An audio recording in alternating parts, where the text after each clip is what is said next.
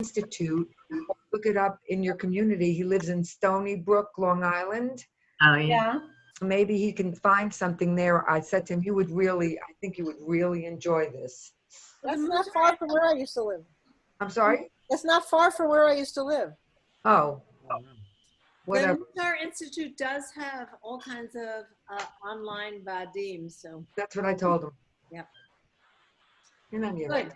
So we connected up a little bit early, and thank you to everybody who was able to join us. So we would have a little opportunity for schmoozing and check-in. I have started recording, which is a sign we're moving towards our official conversation. It's our second VOD on the theme of stubbornness. But as we transition to that, any final comments, updates about how folks are doing? What was your question? How are you? Oh. Just in general. Since I saw you this afternoon, Sheila joined our Socialize While Distancing group this afternoon. How was that? I'll let Sheila answer. I thought it was lovely. I mean, I got off early because I had stuff to do, but I thought it was very nice to see other faces. Yeah. Well, Harriet Frost, I thought, is a wonderful facilitator. Yes. And I noticed that Sheila borrowed from the conversation on Socialize While Distancing a question that Harriet asked that was kind of intriguing, which is, what have you learned about yourself through this process? Good. I thought it was an interesting question. Very. And Sheila, I thought you had some interesting responses on your Facebook. I forgot what I put already. What did I do? You put up on Facebook the question, basically the same question. What have you learned about yourself? Well, I have to tell you that I copied that from somebody else. I thought it was a great question. I just kind of borrowed it, you know? Yeah. It's a great question. Yeah. So is there anyone who would like to respond to that? What's that? Uh-oh. It may be me. Mute me. Who's Yep. Okay. who's me? Dale. Dale. Hi, Dale. Dale, I'm so sorry you're struggling. Well, I'm muted by host. Okay.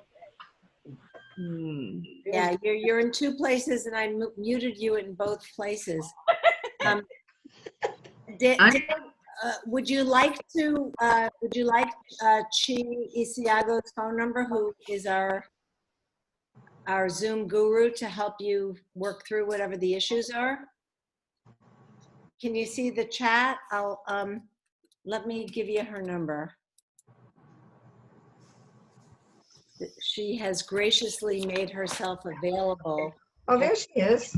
And okay. Oh, Bill. We see you. We're sisters. All right. There you go. Is she on your phone? Are you on your phone also? Oh, I have to unmute her. Because she's muted. Okay, I had just unmuted her. Hi, Dale. Hi.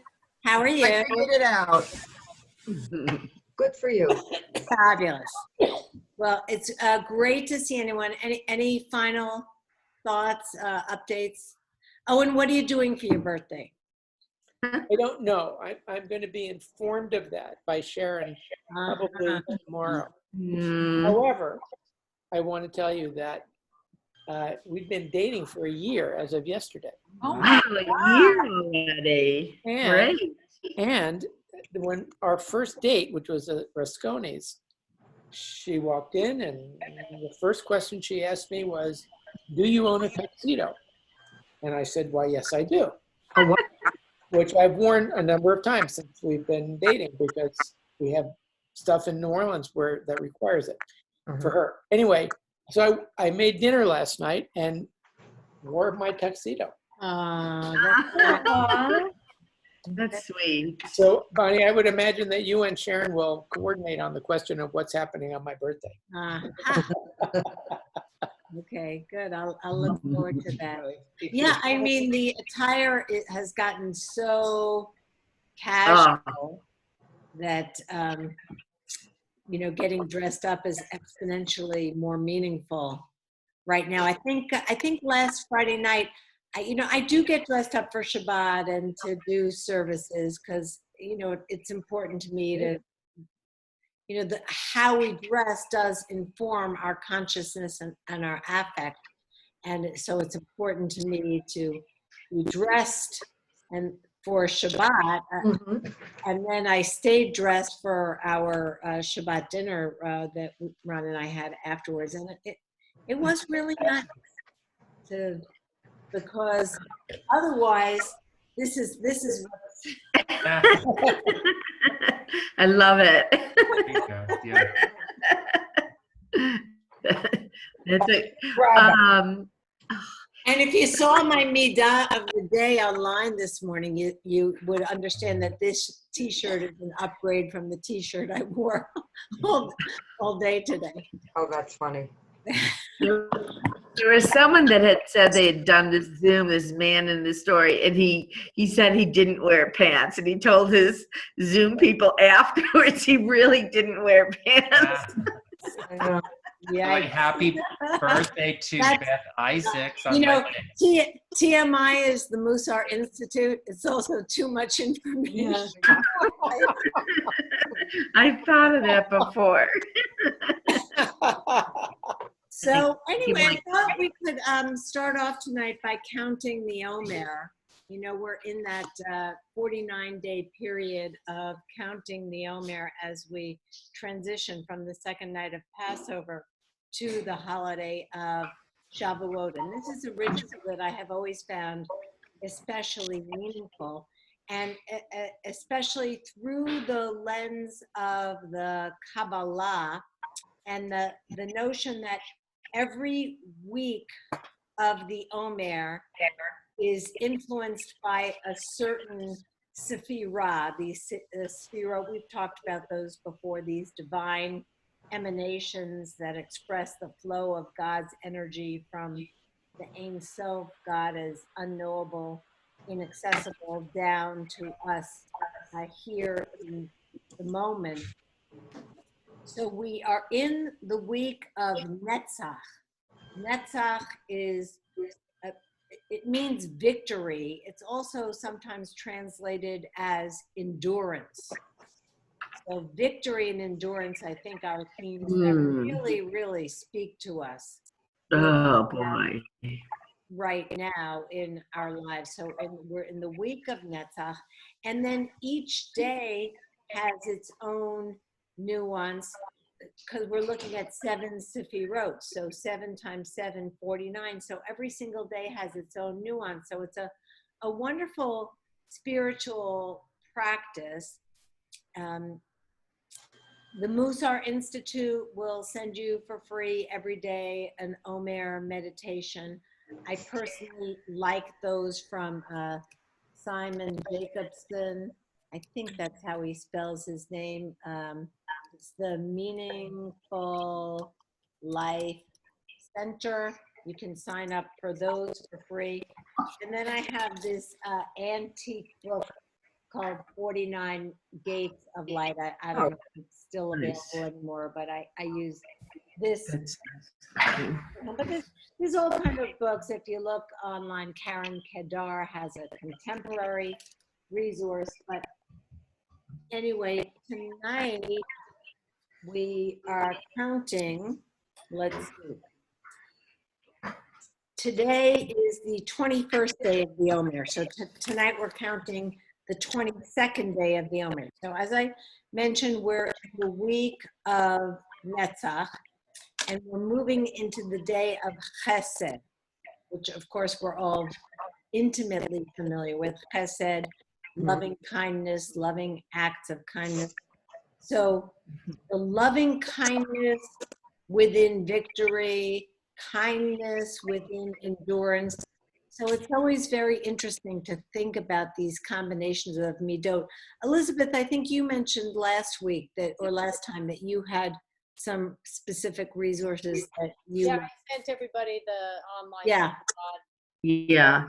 I'm on it right now, actually. I could share my screen if you want me to. Okay, sure. Why not? Just You want to do what, the 21 or 22? well, we're going to count tonight 22 because today is 21, but tonight we're counting 22. So yeah, Elizabeth's going to share her screen. Oh, good. Okay, can you see it? Oh, there you go. Netzach. So, oh, you're on Simon Jacobson. So here's his understanding. It's fascinating to me that these different translations. Netzach to me literally is victory. That's what the word means, but he's translating it as endurance, ambition. Look at all these things, determined and tenacity, a balance of patience, persistence, and trust. So let's say the blessing for counting the Omer. Baruch atah Adonai Eloheinu melech haolam asher kidshanu b'mitzvotav v'tzivanu al sfirat haomer. Hayom shnayim yom, day 22. Vehem shlosha shavuot. It's been 3 weeks. V'yom echad laomer, and 1 day. So there you go. So we've got a few more days of Netzach there. We're kind of right into Netzach. I'm scrolling up, so if you want to see it. Yeah, thanks. Well, I think- talk about, Rabbi, they talk about balance and flexibility and stuff like we're learning in stubbornness. Yeah. Yes, exactly. Stubbornness, yeah. Okay, perfect. All right, Elizabeth, thank you for that. So let's transition into stubbornness. And I wanted to open up, it's suggested as a closing for our VOD, but I wanted to open with it a physical. I'm reading 14. I am at 11.3, page 14, but you don't need to turn there because I'm just going to read it to you. What are you, 11/3/14? Right. Okay. So stubbornness by definition means to be unmoved and unmoving. It implies having heels dug in, being entrenched, and it is a synonym for mulish. That is like a mule. So we're stubborn as a mule, right? We say that. Mhm. Begin the exercise, sit in a comfortable position. Everybody comfortable? Comfortable. That's right. Cliff, you want to get the neck because we don't want to be stiff-necked. We're comfortable. However, now that you're in that comfortable position, listen to this. Don't move a muscle or a limb. I'm watching you. Don't move. Debbie, don't move a muscle or limb. Don't shift your eyes. Just stubbornly hold that position. You are all doing great. Stubborn. You're in your stubbornness right now. Although you begin by taking a position that is comfortable, engage your mind in noticing what is happening in your body. Notice where discomfort arises because of non-movement. Notice where you are stiffening, where your muscles clench involuntarily. Whatever you do, don't move. I'm watching you. Whatever you do, don't move. Be as stubborn as you can be. See what happens.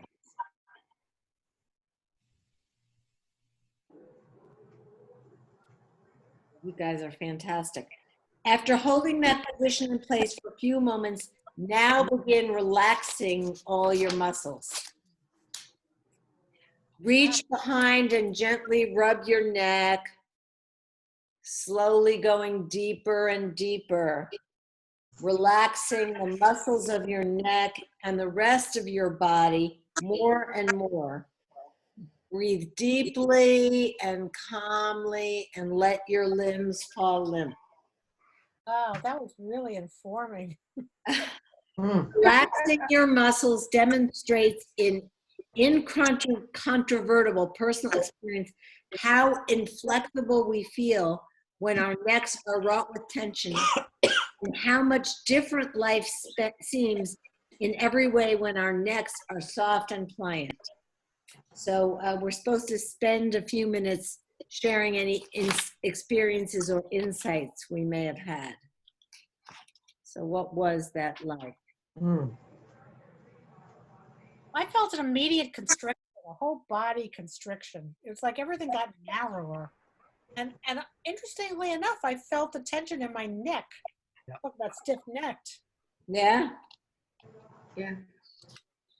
I think it feels good I love how you tighten up at first, you tighten up everything. And then when you let go, you just appreciate it more. And I think my muscles are telling me I've been pretty tight this week. I just think just the holding it in our body, all this anxiety and unknowing. Yes. Something that I learned in some of my meditation classes ages ago was that it's important to tense up your body and have like an experience where you just close your eyes and you tense every part of your body from head to toe. And then when you tense, like for your hands or your feet, you have that tightness, just represents stress and anxiety. And you let it go. And then mentally you focus on when you let it go. That's what it feels like when you don't have stress. And when you tense up, that's what it feels like when you have stress. So I do that a few times because I think that it really does help mentally to really relax your whole body when you have a lot of anxiety. Yeah, definitely. Right. So that can work by tensing your whole body at once. And then you have that massive letting go. I've also experienced it in yoga classes in particular where, okay, tense up your feet and ankles and then relax them. So kind of moving from the feet all the way up the body, tensing and letting go as a relaxation technique. Yes. But I think Michael and Beth, you're right. We're all maybe unconscious right now of exactly how stressed and tense we feel.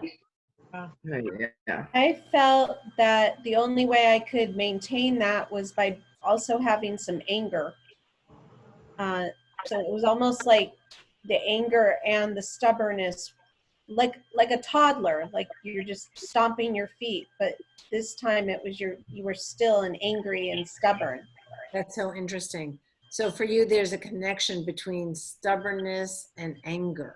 Do you notice that beyond just the physical expression?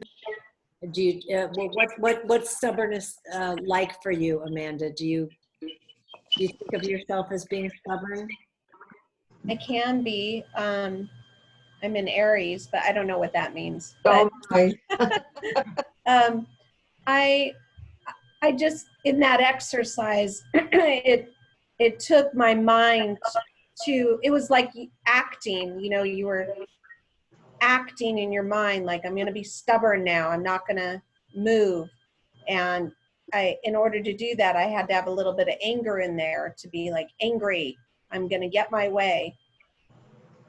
But I don't know. It was just, it was an interesting exercise because being stubborn is so damaging to us.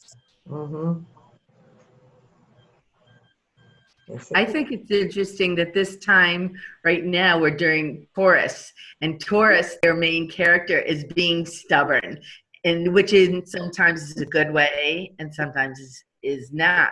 But that's one of the main characteristics of Tauros, and that's quite a few of us this month. Yeah. So yes. So like every Middah, Beth, it has the blessing and the curse. Right. So that it's important for us to keep that in mind. That, there's a lot of negativity, associated with stubbornness, but also sometimes it's important to assert ourselves and not let go and to be in that stubbornness. So, you know, we don't want to be judgmental about stubbornness, that it's all negative all the time. Right. Right. That's true. I think I realized this week that there's a lot of fear that generates stubbornness also. Not fear that you're not right or whatever, but I think more, you know, kind of what we were talking about a little bit at the beginning when we were just schmoozing, fear that you're trying to come up with a plan, whatever that is, and you look at that plan sort of as your lifeline for however long that's going to be, and you get very stubborn about it because you're so terrified if you let go of that plan, you're going to float away. And so I think the fear, in a way, the stubbornness that gets generated by that fear, in a way, is not totally a bad thing, but it can't be intractable either. Right. That's a good word to add to it. Yeah. Mm. Yeah.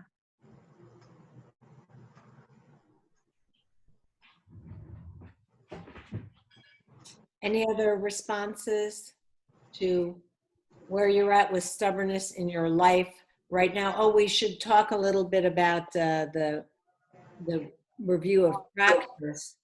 How did you do? What phrase, journal, Kabbalah have you been working on for the last, it's been 2 weeks? I will give you a new heart and put a new spirit within you. That's beautiful, Sheila. So where do you keep your phrase? Where do you write that? In my book.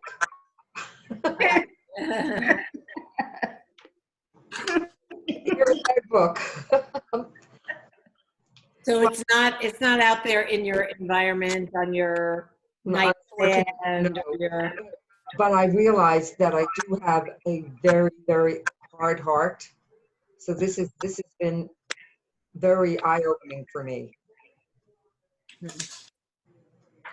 yeah, and I think we're going to look a little bit about Pharaoh at some point, who is the exemplar of the hardening of the heart. Mm-hmm. I feel that because I mean, I'm not the only one, but with all of the situations that have transpired in my life, it has made my heart very hard, and it disappoints me. I would like my heart to be softer and more open. So I certainly understand having the goal of softening your heart. You know, the biblical text uses an image that we may not be able to relate to, but the biblical text talks about circumcising your heart. Yeah. Removing the outer layer. It's kind of a interesting and shocking metaphor. But, you know, I would also, you know, if you've followed all my Middah of the day on Facebook, so the Middah of the day is Adan L'Chafzahu, to judge favorably. And I talked about the importance of not only judging others favorably, but judging ourselves favorably. So it's good to identify that this is up on your spiritual curriculum. You would like to open your heart more, soften your heart. But, you know, as a person who has experienced genuine, deep, and real tragedy, it's understandable that, you know, you may have hardened your heart a bit, just as a way, a survival technique to get through. So I would encourage you to also be a little gentle and kind and judge yourself favorably. And it's okay to say, you know, yes, this is something I'd like to work on, but also I understand why I am where I am.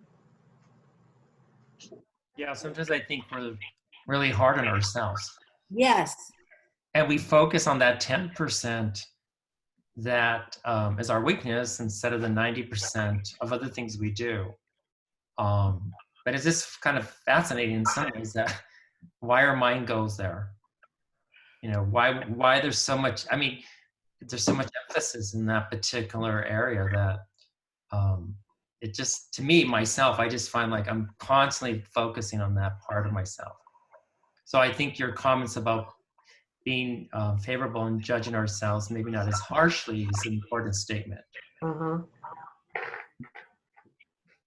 Yeah, and it's true for every single Middah that we study. We're all works in progress. And I think especially at this moment, there's so much stress in our lives because of the uncertainty, the surreal nature of what our lives have become right now, that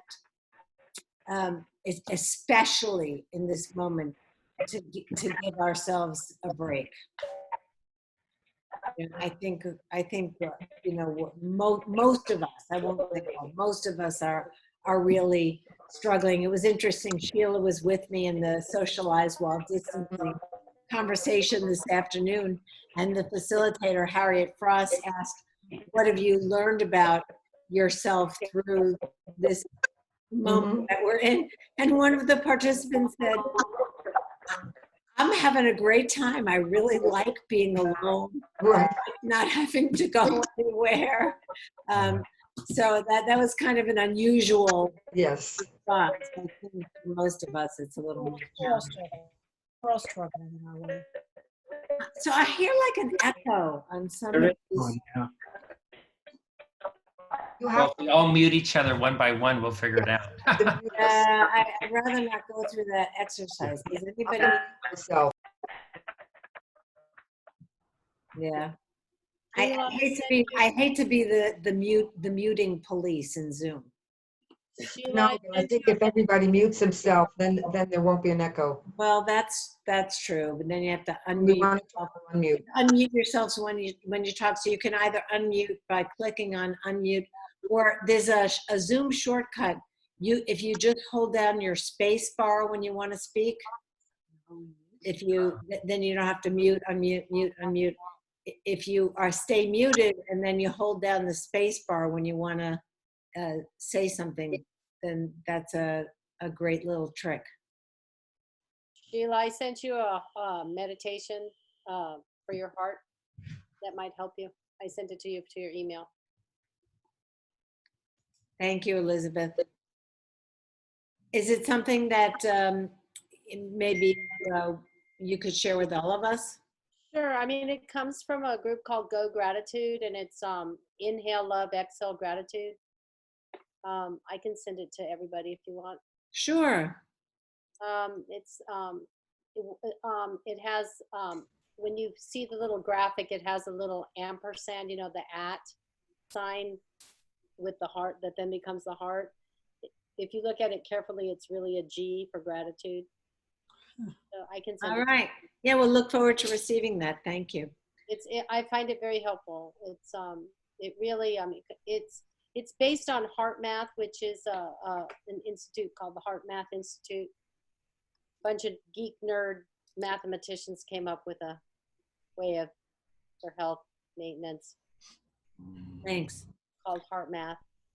So I think when we were winding down last time, I was about to talk about this concept of kiviyachol, and we didn't have a chance to talk about it. So kiviyachol means as if it were. So we looked at the Shiviti, the idea of God seeing everything, as a Kabbalah for overcoming our stubbornness, imagining ourselves as constantly being in God's presence. And I think that's sometimes a challenging notion for us. When we talk about God, you know, we've talked about faith, concepts of God. How do we understand God? I love this idea of as if. So it may be that we're not in that total place of 100% faith and trust, bitachon, emunah, all of those midot that we've talked about. But if we can get out of our heads and our questioning and our intellectualizing lack of understanding, and just say, you know, when I imagine myself in God's presence, when I pray, those words are all, they're in this other category of kivyachol, as if. Pray as if. Act as if. Just kind of suspend our disbelief. I think that's what it's really about. Just suspend your disbelief and move from that place of intellectual questioning, which is such an important place to be, and a place that as Jews we love to live. And I think, Sheila, it's helpful for what you're talking about. It's that moving from the head to the heart. So when we're in those moments of trying to transport ourselves into God's presence, we're moving from the head to the heart as if it were. We're just, I'm thinking as I'm saying it of Alice in Wonderland, and taking that step through the looking glass. And now we're in Wonderland, we're in another place. Okay, I'm just gonna mute, because I don't know where that's. Oh yeah, got nice and quiet there. Okay, good. Peace. Very good.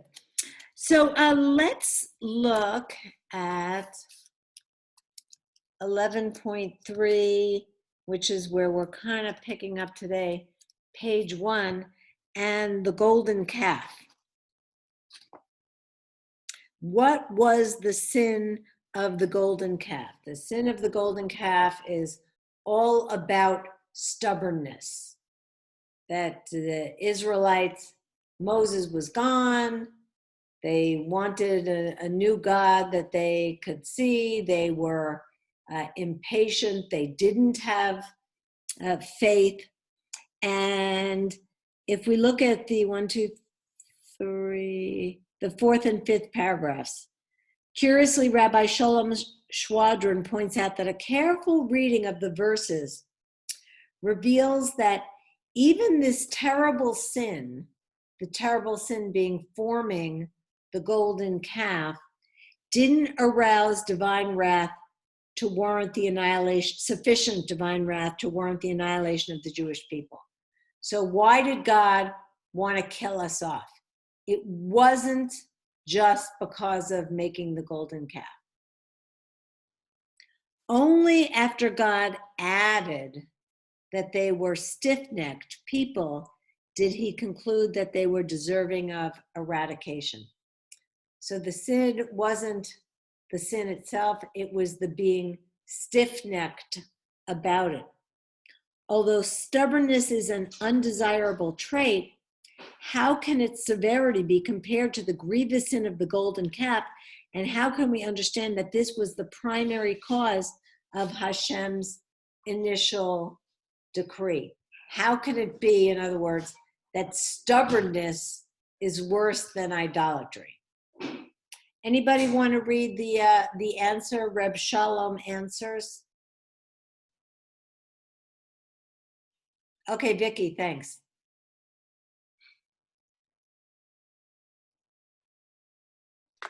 Reb Shalom answers that no matter how grave a sin a person may commit, it is always possible to correct his or her ways. However, this is dependent upon the person's willingness to critically examine his or her ways. After Hashem noted that besides having committed a terrible sin, the Jewish people were also stubborn and inflexible, there was no longer a chance that they would be willing to admit the error of their ways. only at this point was their fate sealed. Should I go on? No, I think to me that was the essence of what he's trying to say about what is so serious about stubbornness. So how would you say in your own words, what do you think he's saying? Why is the stubbornness about the sin even worse than the sin itself? It seems to be an inherent character trait rather than just a misdeed. So they were inflexible to reflect on and grow from that experience and get into some kind of wise remorse about it so that they could make more mindful choices in the future. Wow, I'm glad I have a recording of the way you said that. That was so beautiful. The stubbornness, the entrenchment, the fact that when we get into that stiff-necked, intransigent place, then we can't move, we can't reflect, we can't be mindful, we can't do teshuvah. We're just it's like a sinking into quicksand that we're trapped in that behavior.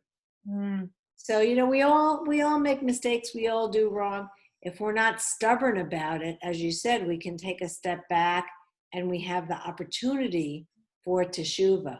But what makes the stubbornness so exponentially challenging from this perspective of spiritual growth is that now not only have we done wrong, but we're doubling down on it. Good point.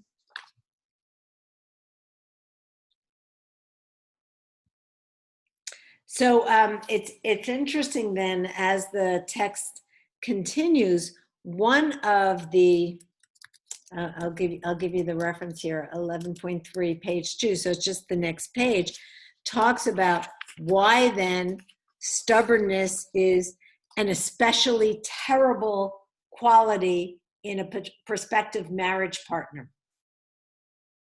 What are the things we should look for when we're considering a long-term relationship with someone?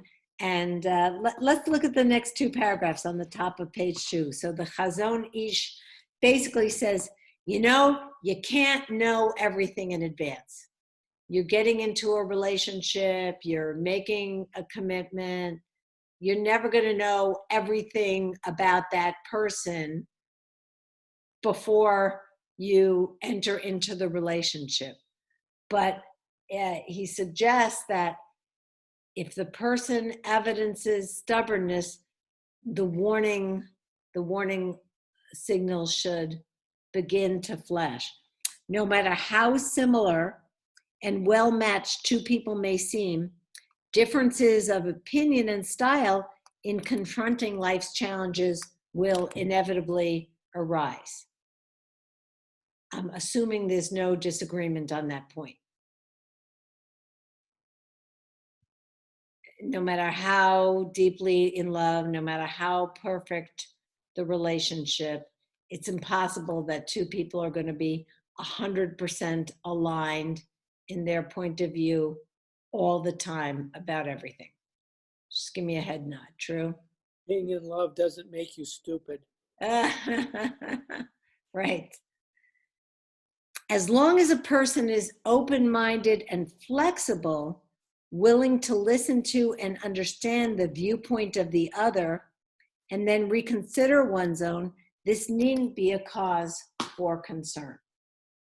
So the critical factor is a willingness to take a step back. I think that's what Vicki was saying, take a step back and consider, okay, as I've quoted many times Rabbi Harold Kushner, the 4 holiest words in the English language are, I may be wrong. So as long as those 4 words go together in the person's vocabulary, okay, I may, not I am wrong, I may be. There's at least openness to it. That's a good sign. However, if one spouse is stubborn and set in his or her ways, refusing to even consider alternate viewpoints, my way or the highway. I'm 100% right. You're 100% wrong. I'm completely not open to your point of view. This presents a tremendous danger to future peace and harmony in the home. The Chazon Ish advised that one stay far away from such a match. So I don't want to pry into anybody's current personal relationships, but have you had experience of being in relationships, whether they're romantic relationships or relationships with friends or family members, where there's such an entrenchment and lack of openness, so much stubbornness that it's negatively impacted the relationship? Hope, I see you shaking your head. You want to tell us what's coming to mind? I think my siblings, I'm the most flexible, and it's hard. It's difficult to communicate with everybody because everybody has their own agenda, and I try to step back and listen, and I don't make judgment. And then I tell them that I need time before I can think, what I'm supposed to be doing. Because I am in charge of everything, and I have to pay more attention to my siblings and make sure everybody's on the right track. But it's hard. But so stubbornness is not something that is so much a personal struggle for you, but you have to deal with it in others. Mm-hmm. And navigate trying to create harmony among these different stubborn individuals. It's sad, but it's true. I think it's when people have a vested interest in something and they become locked in and they don't respect the other and say, I'm willing to consider your view. And a lot of that is why businesses fail and families don't talk, is people are so locked in. And you use the term, Rabbi, in the military, after a mission, you do a critical mission analysis. Is that the word? Mm-hmm. That you have to be able to, especially with what we're going through now, is say, maybe what we've done is not the way we have to act now. And it's very difficult for some of our leaders, business, politicians, and others, to say what worked before doesn't work. They're very stubborn and locked into a position. And I find I actually can empathize with certain people's political views I normally don't agree with, because I understand in a sense where they're coming from. But it's very hard because people get tied into a view, and this is their worldview. And when the world is upside down like it is now, a lot of people just won't accept it. So you're drawing a connection between respect and respect the other versus stubborn. It's my way. I know what I'm doing. Trust me. So I'm also hearing a little bit emerging of the Middah of kavod, of honor. That I use the word honor the other, to listen to the other, to be, my phrase was, be like the reed, not the cedar. That there are things change what you expect to occur. If someone said to you last December, you'd have 30 million people unemployed, you would have looked at them and said, out of your goddamn mind. So it's respect of the other, the honor of the other, and try and step into their shoes in a way that's very difficult today.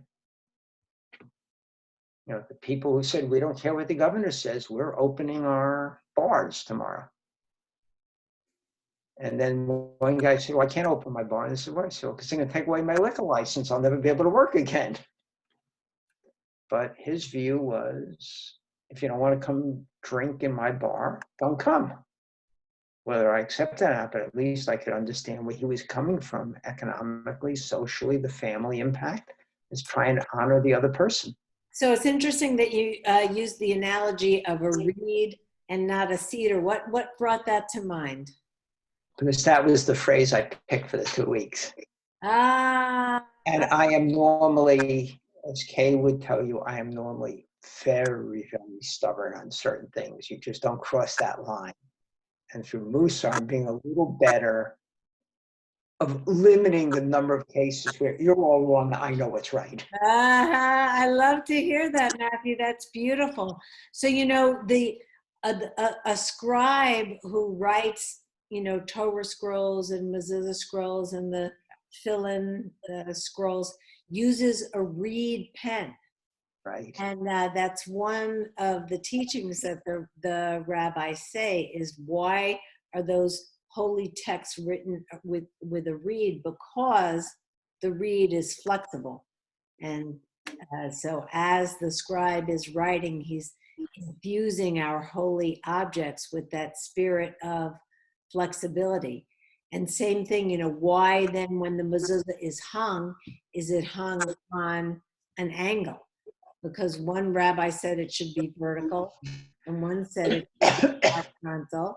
And so it was put on an angle to remind us of the importance of compromise.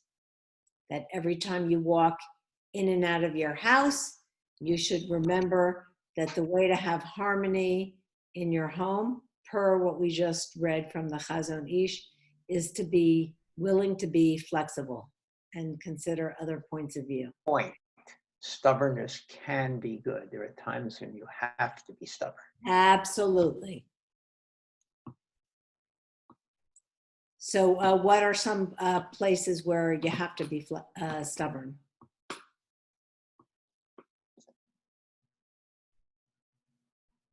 Family members sometimes. When driving and knowing the other person is wrong, weaving in and out at 80 miles an hour on the 17, it's not worth it to fight. Let's just pull over and let them be a lunatic and get stuck at the next traffic exchange anyhow. He's not going to get off any quicker than you. So where safety is involved. Where safety. Physical safety is involved. And where acting may have dire negative consequences. When you can think of, like when you walk away from a situation, and we've all done it. You know, like, what's the point of arguing? Just let it go, as you would say. So that sounds to me like the opposite of stubbornness. Walking away sounds well, it's not worth it. There's a value judgment. Sometimes, if it's, I tell the story of my now almost 50-year-old son, who when he was 4 years old, my ex-wife wouldn't let him go on a camp trip because he couldn't swim and was on a boat.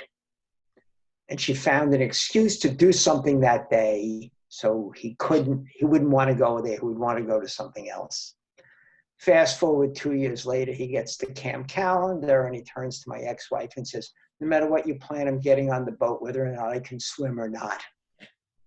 So for 2 years, he wasn't stubborn. He let her get his way. And then it reached the point. There's a point where you have to draw on, but sometimes you know it's better.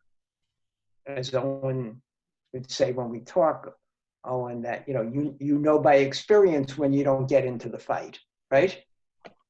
You got to know when to hold them and know when to fold them. Yeah, right. Yeah. But you know, it's interesting that the idea of getting on the boat. We always had a rule. I sailed with babies. All of my children, I taught all of them how to sail. But I'm Captain Daddy. And the idea that there's a tone of voice I have, apparently, which I wasn't aware of, which was, this is Dad's captain voice. And if he says, do not step backwards, you don't step backwards. And if he says, take one step to the left, you do that right now. And I will never forget David falling off a dock in Maine. And he says a seal pushed him to the surface. I say, I stuck my hand in and I grabbed him. But that's a Captain Daddy moment. The idea that there are times when, in some circumstances, you just have to take the position, and the people around you need to know that you have a reason for doing that. Now, is that stubbornness?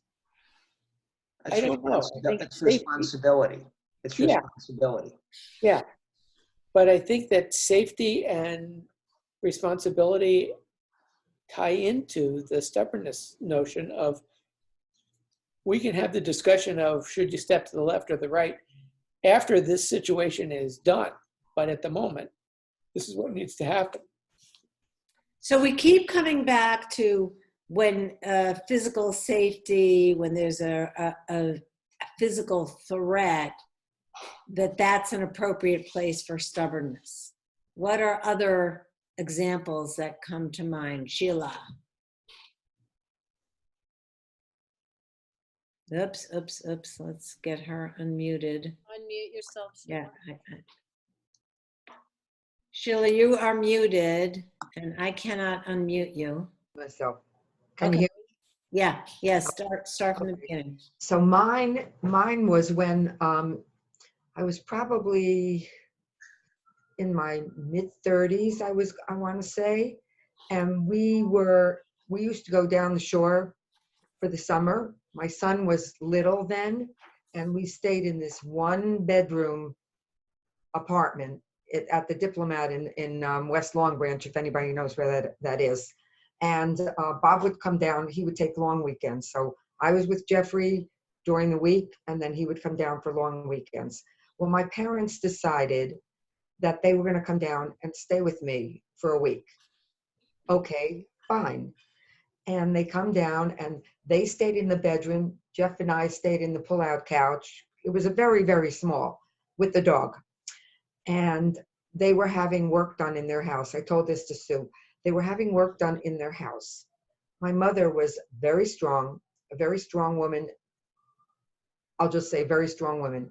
And the two of them were arguing and back and forth, calling whoever was doing whatever they were doing. And they were arguing. And I said to them, you know what? I said, this is my vacation too. I said, and if the two of you can't stop arguing, I think you better go home. They went into the bedroom. They came out the following morning. Now, my father was always the mild-mannered one. My mother was always the strong one. He came out first and he said to me, your mother was very upset by what you said last night, and we're going home. And I said, I'm really sorry that's the way you feel. I said, but you have to understand that this is my vacation too, and I'm feeling really upset hearing the two of you argue all the time. So if you're going to do that, why be here? Go home. I waited 4 days. No, I didn't get a phone call. I waited 4 days and called their house, and my mother answered the phone, very matter of fact, and I said it again, exactly the same words. I'm sorry, the whole bit. And to tell you the truth, and I was stubborn about it. And P.S., my mother could not manipulate me anymore. I held my ground, and our relationship was never the same. But I had to do it. Never the same in a positive sense or in a negative sense? Negative. Wow. Well, because I stood up to her. And maybe she thought at the time, well, I'm the oldest one. She can, manipulate me any way that she wants, whatever she wants, I'll do. And I finally said, no, I'm done. And I think it really just changed the dynamics of our relationship. Wow. But I had to do it. Yeah, it sounds like as you're telling the story that you feel good about that decision. And even though it was a difficult change in the relationship, it was what you needed to do to protect. Right. Your and then after that, my sister was the chosen one. My sister could do nothing wrong, and that was just the way it was. That was just the way it was. And you're okay with that? Yeah, sad but true. Sad but true. Yeah. That's hard. Sometimes you have to be strong, even in that kind of a situation, because if you don't, you'll be stepped on your whole life. I think anyway, I'm just coming from my perspective, you know. My mother was very strong, and I finally had to put my foot down. That's my story, and I'm sticking to it. All right, well, that's a pretty powerful example. Can I add something? Absolutely. Yeah, I think, this brought up to me two things, and that is with stubbornness, setting boundaries. Okay. And I think I did something similar to what Sheila did. I had a very difficult mother who had no tact. And there was a time where I said to my mother, I need a break. I don't want to speak to you. Leave me alone. And then I called up two relatives, one on my father's side, one on my mother's, and said, this is what I did. Mm-hmm. And I said, I hope you respect me on it.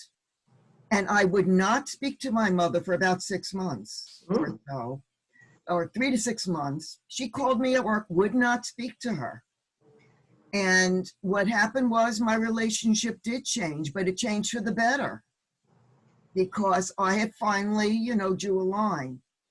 The area where I get stubborn sometimes is when it comes to bureaucracy, where when I feel I am in the right and I'm being stonewalled, I will disrupt it and stick to my guns. And I once took my mother out of a hospital at midnight where they would not provide, she was in a ward, I won't go into the whole story, I told Matthew, but it was a horrible, horrible situation. They wouldn't move her out of this ward, and I took her out. Now, by the way, that was illegal. You're supposed to sign papers when you take a patient out.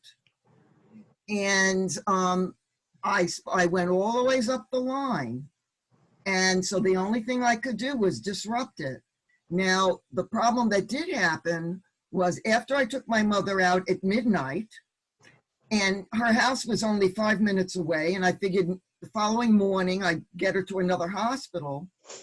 This is before we had GPS and cell phones.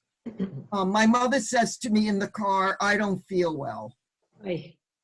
So I went back into the hospital, and they had been looking for me. And because, I held my gun for about 2 or 3 hours about the situation. They said to me, no, you can't do what you're doing, but we did find a temporary solution. I said, really? What is it? They put my mother in the infectious disease room for one night, which was like a vault.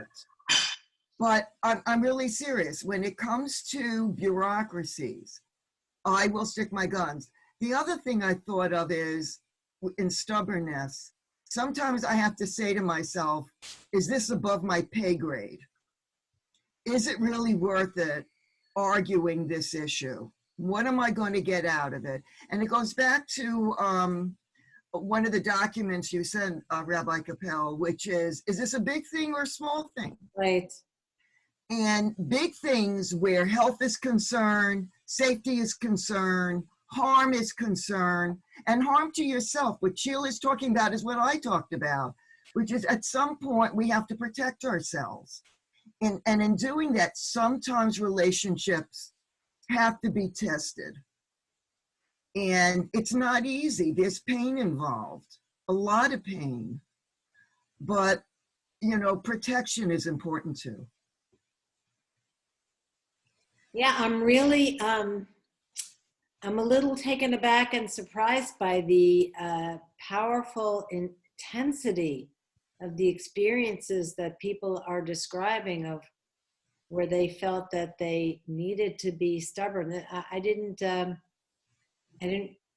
just have to say, I didn't anticipate, hearing so much emotion about this particular Middah. You have to hold, I agree with you. I can sometimes be stubborn and over a stupid thing because I want to be perceived as right. But there are other times where I think you really, I'm from New York, And I think I think you are, and Matthew is, some of us are from New York.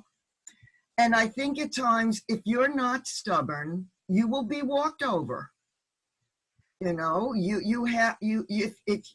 there's a difference between being aggressive and being assertive. And I've taught that. You know, aggressive, you're harming someone. You are pushing. You're being bossy. You want to be right.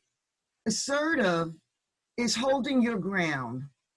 You know, there's a reason behind it. There's a rationale behind it. I think there's a big difference. So, you know, I think, you know, what's emerging for me out of this conversation is what we said earlier, that like every Middah, their stubbornness is a blessing and a curse. And we're hearing some good pro-stubbornness arguments.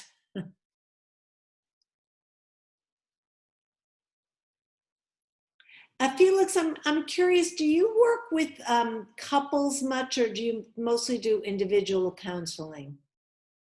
I do both. How much of how much of an issue do you find stubbornness to be in couple relationships?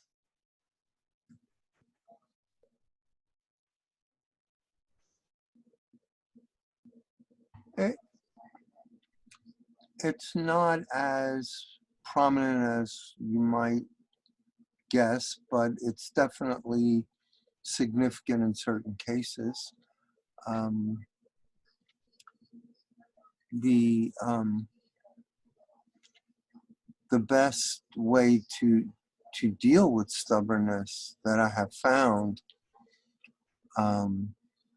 if I'm really up against someone who is really very stubborn, let's say, in holding a certain opinion, is to confront them very passionately in terms of conveying to them that I want them to at least be able to say that they see what I'm trying to help them to see. If they can't say that even, then it's a pretty dire situation.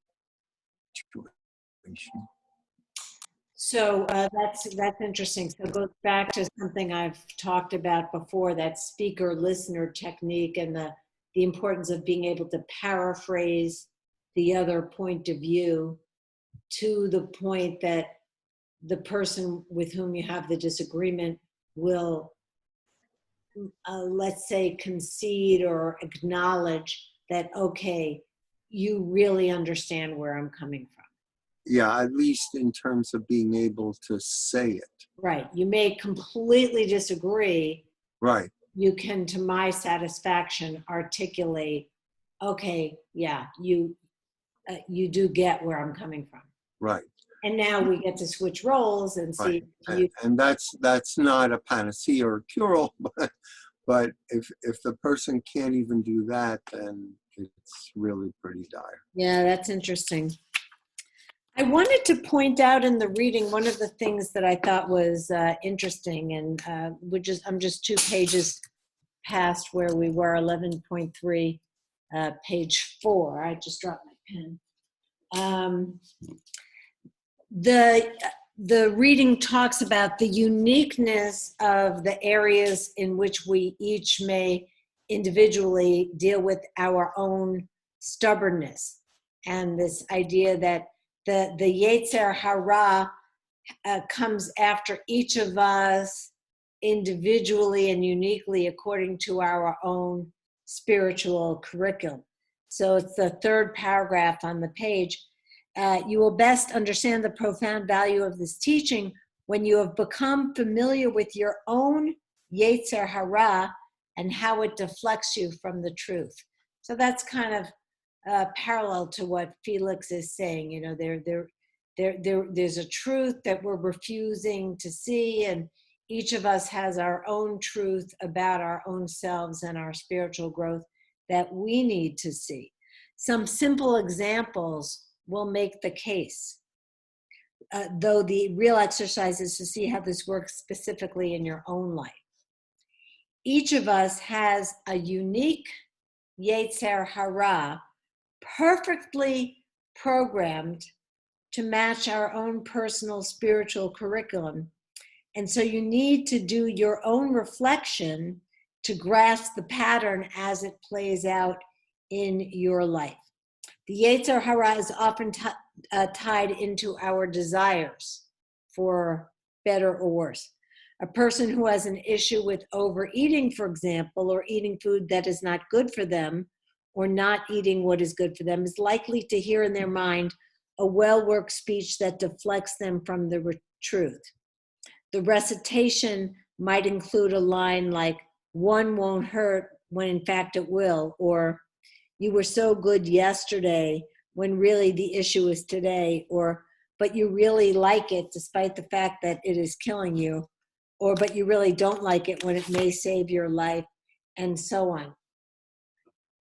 So I'd like you to just take a moment and consider where uniquely you are stubbornly resistant to something that would be good for your own development. Other examples that come up, we just looked at the eating example. Exercise is one that comes to mind. Relationships, spiritual practices. I know for many of us in Musar, journaling. Some people love to journal. It comes real easy for them, but for many, many people, we're stubbornly resistant, and we have a million excuses for why we're not journaling. So I just want you to think about that for a minute. I'm not going to force you to bare your soul and tell us what it is, where you're experiencing that stubbornness that's negatively impacting your own growth. But I'd like you to think about it. And maybe in terms of journaling, that would be something good to journal about in the next couple of weeks. By the way, so when are we meeting again? Let me pull up the calendars. Because we're gonna miss a week. So here's the 30th. So the 7th, we will have our, no. The 7th, we're not meeting. So the 14th, we're going to have our VOD on sorrow, and you should have the handout for that, which I already sent you. And then we're going to have 2 weeks off. So that's what I wanted to make sure that you were tracking on. So the 21st is our regular Chavruta. We're not meeting because it's your Chavruta time. But then you would expect that we're going to meet on May 28th, and that is Erev Shavuot. So we will not have a VOD on Erev Shavuot. The 4 Reform congregations in our area are coordinating on a Shavuot learning experience for that night. So we'll have probably like 7 p.m., and you'll be getting information about it. We're going to have a brief service with all the congregations together. And then the practice on Shavuot is you're supposed to study all night long. We're not going to study all night long. We're going to go till about midnight. But every 30 or 45 minutes, there'll be another rabbi teaching, and you can sign on to as many of those as you're interested in. So just be aware of that for May 28th. But that's why we don't have a VOD that night. When you would expect to have it, we won't have our VOD meeting on Sorrow till the following week. And I'm going to be doing my teaching on the theme of Chesed, and particularly the theme of Chesed as it appears in the book of Ruth. So you could probably all teach that class if you wanted to anyway, but I thought that would be good for the general population.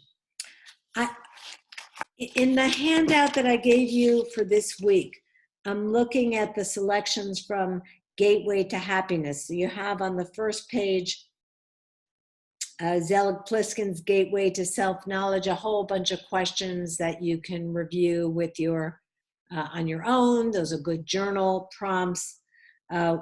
With which people you're stubborn and not stubborn, and which 5 situations have you been unreasonably stubborn? When do you consider your stubbornness a virtue? We've talked about that a little bit. In what ways do you waste time because you are stubborn? Do you ever say, once I make up my mind, I'll never change it? And when do you think it's appropriate to change your mind? But I wanted to look at his selections from Gateway to Happiness. And the number 1 is the pitfalls of a lack of flexibility. So I don't know if you have the handout there handy, but I'll read it for you. A person lacking flexibility in his ways of looking at things is apt to have difficulty with the concept of changing one's perspective. He is so used to looking at things in one way, and often that way causes him needless misery. He will claim it is impossible to change. The attitude of many people is that their way of looking at things is reality and any other way is not.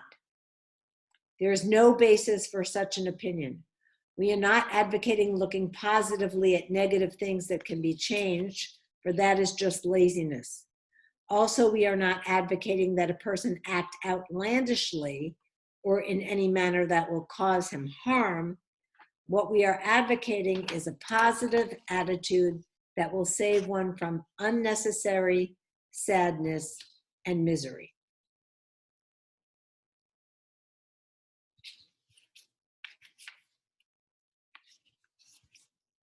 And I did want to make sure we had a chance to look at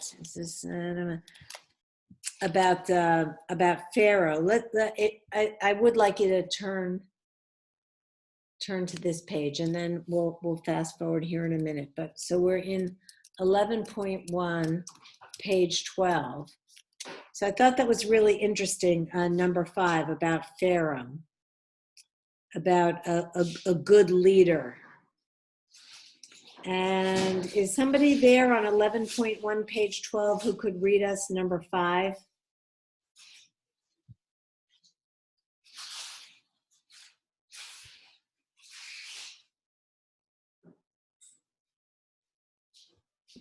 I can, Rabbi, if you can. Okay, yeah, Beth, that would be super great. Thanks.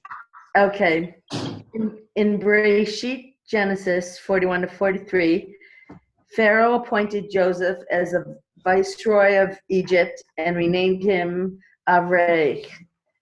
Rashi translates this name as good leader and provides the etymology to justify this meaning. The first 2 Hebrew letters of Avrech spell Av, which means father. Right, like Avinu is our father, so Av is father. And the last 2 Hebrew letters, Rach, means soft. Therefore, the literal meaning of the word Avrech is soft father. Rashi infers that a good leader is a person who leads like a father who is soft.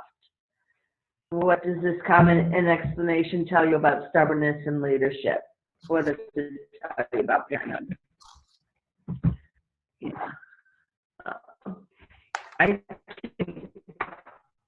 Can I make a comment? Yeah, please do, and we'll expand it to the concept of a mother as well.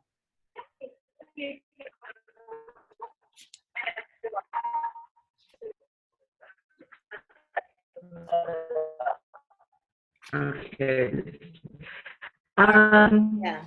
So again, a leader has to be firm in his confidence in his leadership, ability to lead. Yet, are you having a hard time hearing me? Is this thing doing okay? Yeah, Beth, are you there? Hello? Yeah, you seem to be a little frozen. Can you hear me? Not so well. No.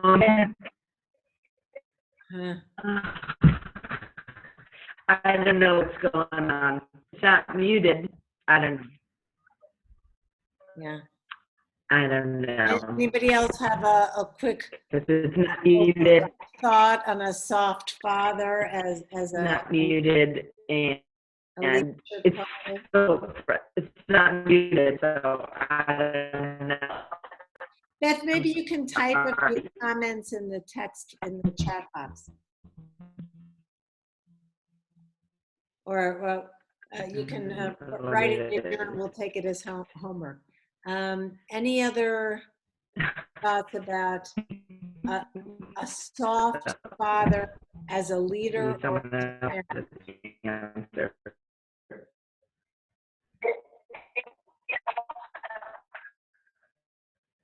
The Owen's comment about the captain's voice, that's not how I picture you with David and your other children, except in the area when it became critical. So you're the soft father, but the stubbornness of I know at what points it's safety, etc. That's stubbornness is very important, but it can't be used all the time. Correct. Otherwise, it's just being an asshole. We've all been called that. But I think that soft father is really the idea that you can hear a different perspective and compromise. You can listen to your children, you can listen to whomever, and say, I hadn't thought of it that way, but I'm willing to entertain that notion and reconsider my position. I think that's being a soft father, a soft leader in a positive way. I mean, soft in this sense, in a positive way. You have to be able to hear other opinions. Otherwise, you're not really serving any purpose other than your own. Not only hear them, but be open to changing. Incorporating them, yes. Incorporating them. Yes. So Beth says, a good leader should be both confident and soft in the way of being flexible, able to change. So we're just about out of time.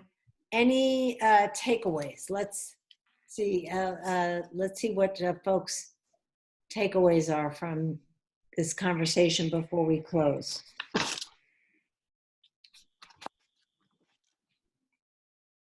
Just how nice it is to, oh, hold on. I unmuted. Oh, did you? Yeah. Oh. It's not really a takeaway as much as I was just sitting and thinking once again how nice it is that we're all together, sharing how we're all going through, in particular, not so much even the Musar, but how we're going through this crazy time and trying to use these teachings in some way as a toolkit. Yeah, I think stubbornness and flexibility are things we can really think about in this moment. And we're moving into sorrow. And I think you're going to find that highly relevant as well.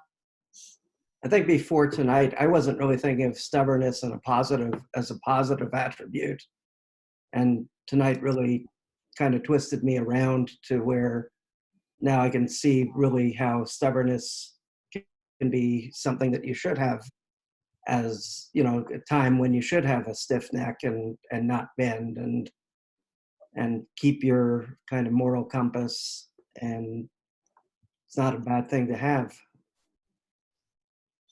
Absolutely. I'm glad you used the term moral compass, because I don't think we focused on that quite enough. We talked a lot about stubbornness and personal safety, but there is such a thing as fighting for the right and not being so quick to, in the realm of social justice, when there's wrong in the world that needs to be stood up to. Having the stubbornness to stick to one's position in those situations is vital. Yeah, seeing that nurse down at Bowman, I thought that was pretty, she kind of personified that stubbornness. Yeah, that's great. Yeah. I have a great metaphor about moral compass. That compasses need to be swung periodically, which means they need to be regulated, calibrated by a constant. You could have a compass that is not accurate. And from a sailing perspective, if you're navigating at night and it's dark and you are 5 degrees off because your compass is 5 degrees off, but you don't know it, you're not going to make where you want to go. And having been in a situation where that actually occurred, the idea that it's not only do you have to be clear about your moral compass is, you have to be clear that it's also been calibrated properly internally. It has to do with your heart, your relationship. That's great. And Owen, to continue your analogy, you got to swing it around. You got to shake it up a little bit to get it to reset. That's cool. Like that. I had an insight in our Havruta group is that Awesome. it's not an accident that we have been spending the last 2 or 3 years studying these Middah,